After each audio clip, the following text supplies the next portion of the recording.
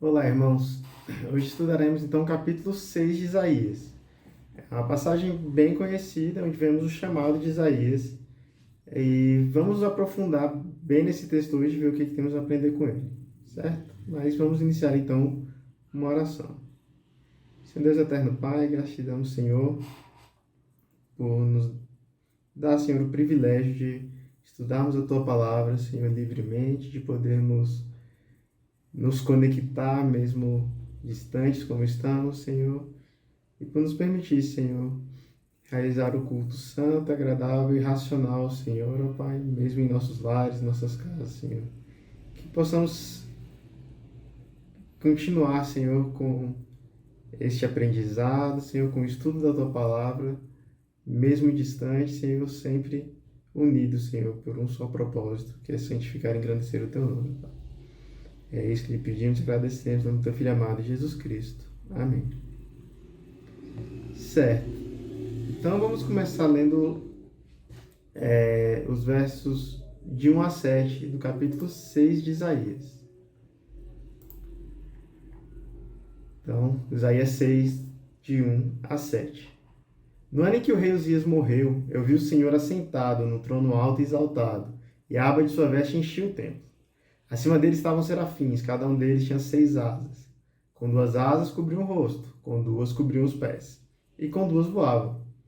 E proclamavam uns aos outros: Santo, Santo, Santo é o Senhor dos exércitos, a terra inteira está cheia de sua glória. Ao som das suas vozes, os batentes das portas tremeram, e o templo ficou cheio de fumaça. Então gritei: Ai de mim, estou perdido, pois sou um homem de lábios impuros e vivo no meio de um povo de lábios impuros. E os meus olhos viram o Rei, o Senhor dos exércitos. Então dos serafins voou até mim, trazendo uma brasa viva que havia tirado do altar com tenaz. Com ela tocou minha boca e disse: Veja, isso tocou os seus lábios. Por isso, a sua culpa será removida e o seu pecado será perdoado. É um texto muito conhecido, né, por nós. Vemos então essa descrição de Isaías de uma cena praticamente cinematográfica.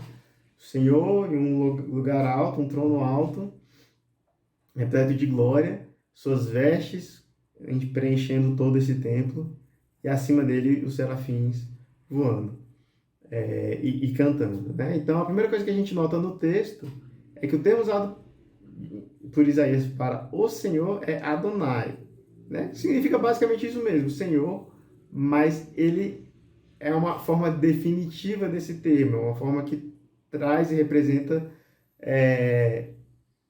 aquele que domina sobre todas as coisas em majestade e poder. Então não é simplesmente falar o Senhor, é algo realmente grandioso. É algo que imbui o Senhor de todo esse poder. E o Senhor então está acompanhado desses serafins, eles proclamam uns para os outros o quanto o Senhor é santo. Eles se deleitam nesse louvor do Senhor, né? E quando eles fazem isso, então o local todo estremece, portas, o batente das portas treme, e tudo aquilo é repleto de fumaça, né? Para quem assiste muito, sei lá, desenho animado, igual eu, ou filmes de ação, é aquela demonstração de poder, né, bem exagerada mesmo, né? Por que tudo isso, porque toda essa grandiosidade, né? Isso demonstra, então, o quanto é poderoso e impactante a santidade do Senhor. O quanto é poderoso e impactante essa santidade do Senhor, o quanto ela se opõe, de fato, ao pecado. Uma oposição tão grande, assim, que faz o próprio Isaías perceber as suas falhas, as suas impurezas. Isaías é tomado, então, de um terror, né? Ele vê tudo aquilo, como tudo aquilo é grandioso, é magnífico, é santo, e então ele é tomado por esse terror, e toda essa santidade se opõe tanto à própria impureza de Isaías, que revela a ele toda a sua impureza. E aí então ele fala, ele é tomado por esse terror e fala: ai de mim, eu não sou digno de ver o Senhor, né? Meus lábios são impuros. Então esse ai, que é o mesmo que o Davi falou na aula passada, né? Que traz, então, uma grande, prenuncia, né, uma grande desgraça, ele está usando para ele mesmo. Nossa, como eu sou pequeno, como eu sou impuro, como eu não deveria estar aqui, eu não deveria estar vendo o meu Senhor. Tamanha é a minha impureza. Certo? Ele tinha acabado de ver os próprios serafins com o rosto coberto e cantando, eles com lábios puros, em toda a glória, cantando ao Senhor. Quem é então Isaías, né, para proclamar o nome do Senhor, para louvar ao Senhor? Não seria então ele digno disso? Então um dos anjos pega com uma tenaz, uma dessas brasas em chamas, e purifica, toca os lábios de Isaías e fala que agora sim ele foi purificado. Agora ele não tem mais culpa, ele está perdoado. O que capacita Isaías a proclamar e louvar o nome de Deus. E aí nós vemos então o verso 8. Verso 8 diz: Então ouvi a voz do Senhor conclamando: Quem enviarei? Quem irá por nós? E eu respondi: Eis-me aqui, envia-me. Isaías então responde de prontidão ao questionamento do Senhor, de quem iria, né? Quem iria falar ao povo, quem iria nessa missão, certo? Quem poderia ser enviado por ele? E Isaías responde de prontidão porque ele havia sido capacitado agora. Né? Ele se vê então, ele fala no verso 7 de que ele e o seu povo são impuros, não são dignos disso. E ao ser purificado, ele é o único que poderia ser enviado. E ele se prontifica: Senhor, eis-me aqui, envia-me. Certo? Essa capacitação veio a ele através da purificação e traz não só a capacitação, mas uma motivação especial. Por que uma motivação especial? Em que seria usada essa motivação especial de Isaías? Vamos seguir o texto para a parte final, versos de 9 a 13. Ele disse: Vá e diga a este povo: estejam sempre ouvindo, mas nunca entendam, estejam sempre vendo e jamais percebam. Torne insensível o coração desse povo, torne surdos os ouvidos dele e feche os seus olhos, que eles não vejam com os olhos, não ouçam com os ouvidos e não entendam com o coração, para que não se convertam e sejam curados. Então eu perguntei: até quando, Senhor? Ele respondeu: até que as cidades estejam em ruínas e sem habitantes, até que as casas fiquem abandonadas e os campos estejam totalmente devastados, até que o Senhor tenha enviado todos para longe e a terra esteja totalmente desolada. E ainda que 1/10 fique no país, esses também serão destruídos. Mas assim como o terebinto e o carvalho deixam o tronco quando são derrubados, assim a santa semente será o seu tronco. Então, não é uma promessa muito boa para Isaías, o fruto da sua pregação, da sua mensagem, certo? Ele não recebe uma promessa de uma missão bem-sucedida. Pelo contrário, a mensagem dele é para endurecer ainda mais o coração do seu povo. A sua mensagem vai fazer com que ele pregue para ouvidos que estão tapados, para um coração que não está aberto à palavra. Certo? Então o Senhor revela.